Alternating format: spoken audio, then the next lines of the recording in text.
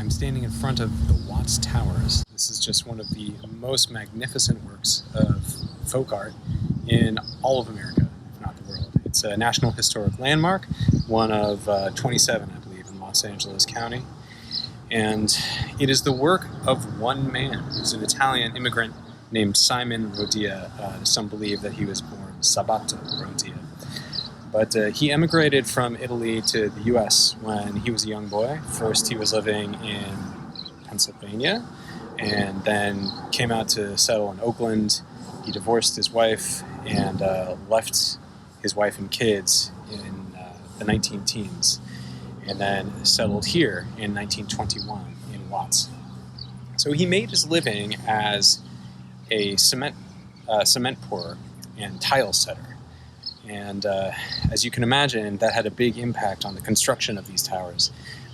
This was all his property that he bought in 1921. And he started by just pouring concrete over the lawn and putting little bits of things in there.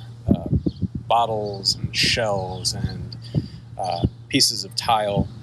And it went from being just a relatively flat structure to being like a concrete vegetable garden.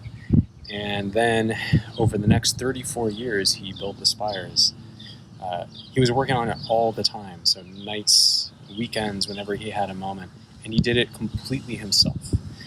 So certainly he had some training as a tile setter, and he was working with concrete a whole lot.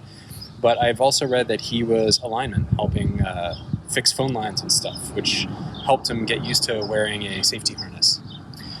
But when he was working on this, like up through his days in his 70s, he would just climb up by himself on the structure he had already built.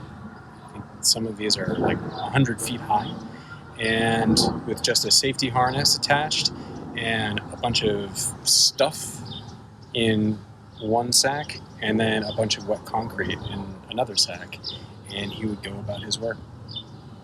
So, I mean, this thing is just spectacular to look at for sure. There's so much detail and so much thought into how he arranged all the pieces into a cohesive whole.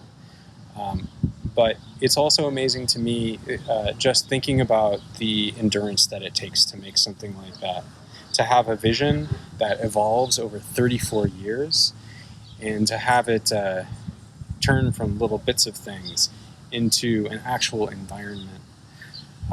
There are stories that I've read of Charles Mingus and other musicians who grew up in Watts while Rodia was building the tower, just walking by like on their way home from school and seeing him climbing up there.